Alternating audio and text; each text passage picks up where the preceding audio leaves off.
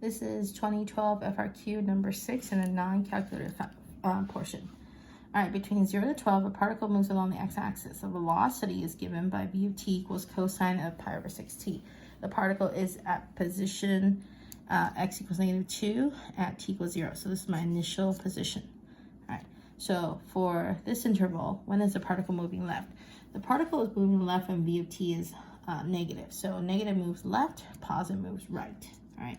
So what do? I need to figure out first, when does it cross the x-axis? So for part A, first thing you want to do is set equal to 0. So v of t equals 0. Cosine of pi over 6t equals 0. All right, so this is a little trickier. When is cosine equal 0? Cosine equals 0 at pi over 2, 3 pi over 2, so on and so forth. So let's see how far it goes, because it's only between 0 to 12. So pi over 6t equals pi over 2. Pi over 6t equals 3 pi over 2. Pi over 6t equals 5 pi over 2. And we'll see. All right. So if you multiply by the reciprocal, you get 6 over pi. So t equals 3. That's in my interval. Great. If you multiply by 6 over pi, that gives me t equals 9. Still in my interval. Good. 6 over pi, that gives me t equals 15. All right, so nope, not good. So that's great. I only have t equals 3 and t equals 9. So now you could use your knowledge of number lines, or you can use your knowledge of what cosine pi over 6t look like, right? So what does that mean? If you recall from trig, the period of cosine is 2 pi divided by b. So the period is 2 pi divided by pi over 6. In this case, 2 pi times 6 over pi, that's 12. That means that if I were to kind of graph this out, 1, 2, 3, 4, 5, 6, 7, 8, 9, 10, 11, 12, right? That's my entire period.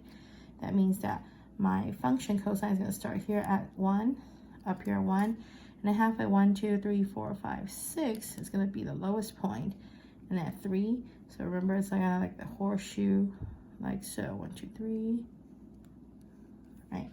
So if you look at this, it is negative between 3 to 9, and it does cross at 3 and 9. So it's moving to the right, moving left, moving right. So moving left in the interval of 3 to 9, okay?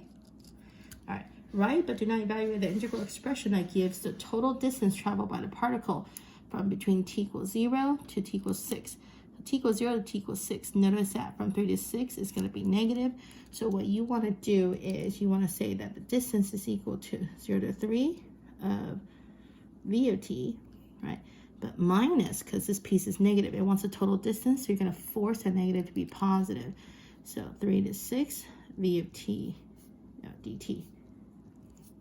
Or another way to do that, to force it all to be positive, is to go 0 to 6, absolute value of v of t dt. That will force this negative piece to go up. All right, so that's another way.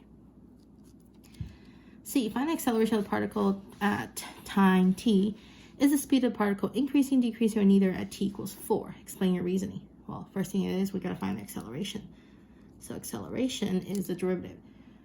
The derivative cosine is negative sine, so negative sine of pi over 6t. Don't forget chain rule. Pi over 6t has a derivative of pi over 6, so that is our acceleration. Now you want to look for v of 4 and a of 4, because whatever the answers are, they're going to tell you whether your speed is increasing or decreasing. So if we plug in v of 4, you get cosine of pi over 6 times 4, which is cosine of 2 pi over 3.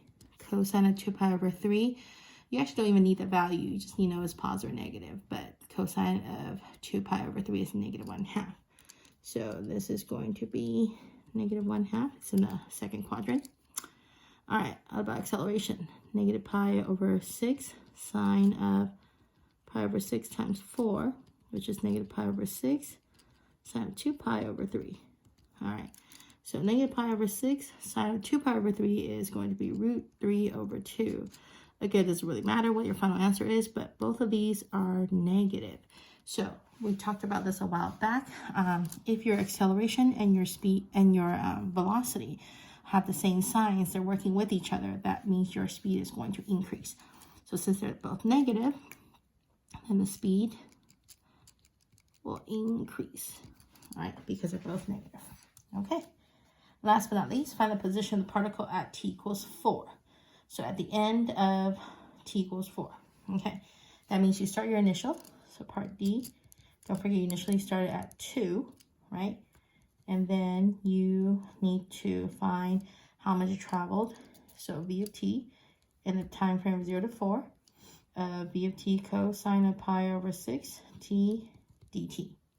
All right, so focus on the integral first, right? The antiderivative of cosine. The antiderivative of cosine is positive sine, so sine of pi over 6t. Don't forget now, chain rule works backwards, so multiply by the reciprocal of 6 over pi. Evaluate 0 to 4. Okay, so 6 over pi.